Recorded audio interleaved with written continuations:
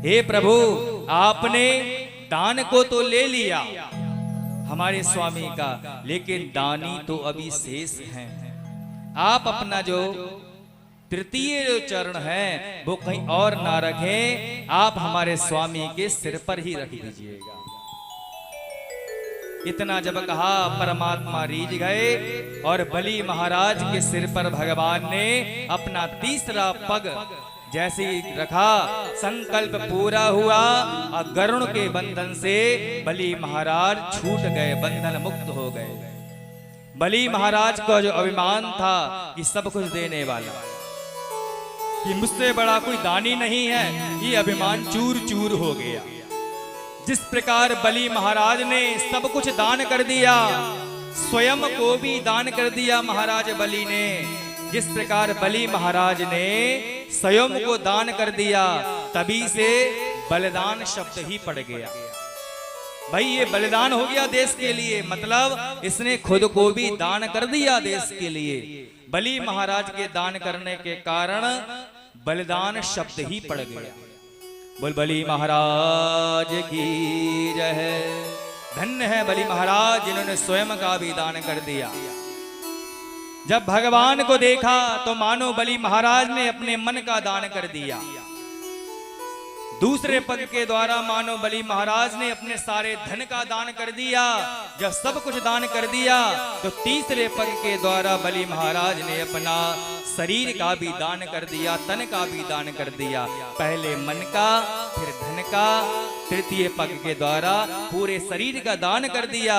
तो तीनों तरह से परमात्मा को सब समर्पित कर देता है तो परमात्मा का वो हो ही जाता है। तभी तो कहते हैं तन मन धन और जीवन सब कुछ है तेरा, स्वामी सब कुछ है तेरा।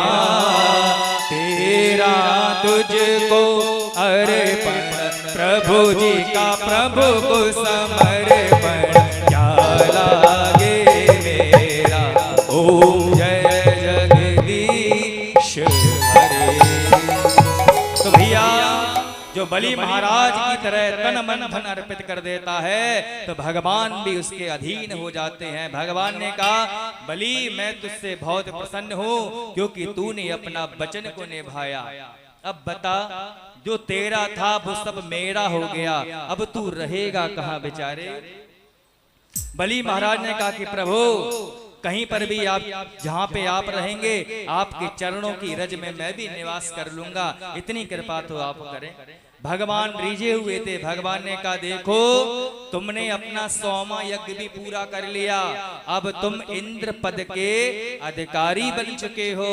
लेकिन क्या बताएं इस समय जो इंद्र पद के अधिकारी है, इंद्र पद जिनके पास है वो पुरेंद्र नाम के राजा के पास है।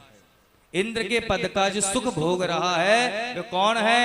पुरेंद्र नाम के राजा हैं। लेकिन मुझको अधिकार है कि मैं उनको हटाकर तुमको इंद्र की गद्दी पर बैठा सकता हूँ, बताओ ऐसा कर दूं क्या?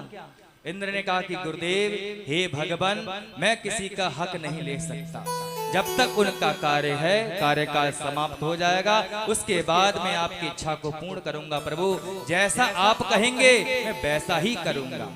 भगवान ने कहा ठीक है, तुम पुरेंद्र नाम के जो राजा इंद्र का जब का समय काल पूरा हो जाएगा तो तुमको हम गद्दी पर बिठा देंगे। इस समय इंद्र पद पर कौन है? पुरेंद्र नाम के राजा बैठे हुए हैं और इनके बाद महाराज बलि का ही नंबर आएगा। भगवान ने कहा ठीक है, तब तक तुम हमारे एक लोक पे राज्य करो, सुतल लोक का जो हमारा, क्योंकि हमने तुम्हारे सब कुछ ले लिया है, अब तुम्हारे पास कुछ नहीं है, हम तुम्हारे लिए सुतल लोक का राज देते हैं, तुम वहां पर रहो, आनंद पूर्वक रहो, हम तुमको देते हैं। इंद्र ने कहा जब इस प्रकार बलि महाराज ने कहा कि प्रभु जैसी आपकी इच्छा, लेकिन मेरी एक और इच्छा है कि मैं जिस द्वार से निकलूं वहां पर आपके दर्शन होते रहें। प्रभु कहते इतने सुंदर दर्शन मैंने कभी नहीं करे आपके। भगवान रीझे हुए थे, भगवान ने कह दिया तथास्तु। अब तो भैया महल में कई दरवाजे, हर दरवाजे पे सोचना पड़ता था प्रभु के लिए। न जाने बलि इस मार्ग पे, इस द्वार पे खड़ा हो, न पूरब वाले पे, पश्चिम वाले पे। तो भगवान ने इतने रूप धारणा कर लिए कि हर द्वार पर पहरेदार की तरह ही खड़े रहे। न जाने कौन से द्वार से बलि महाराज निकले, क्योंकि उन्होंने मन की इच्छा बताई है जिस द्वार से निकले प्रभु आपका दर्शन होता रहे। तो प्रभु ने इतने रूप धारणा कर लिए कि हर द्वार पर पहरेदार की तरह खड़े रहे। महीनों व्यतीत हो गए, वर्षों निकल गए, लेकिन भगवान को जब बैकुंठ लोक में आते जाते नहीं देखा, लक्ष्मी मैया को खलबली मच गई। नारद जी आए, नारद जी से कहा कि पुत्र ये बताओ कि तुम्हारे पिताजी कहाँ हैं, हमारे स्वामी कहाँ हैं।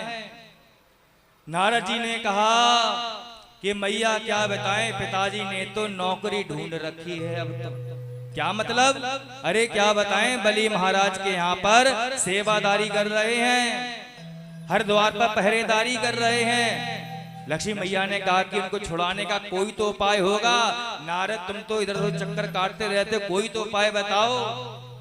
कह दिया कि बलि महाराज के पुत्री भी है, पत्नी भी है, लेकिन बहन नहीं, और इसीलिए बड़े उदास रहते हैं।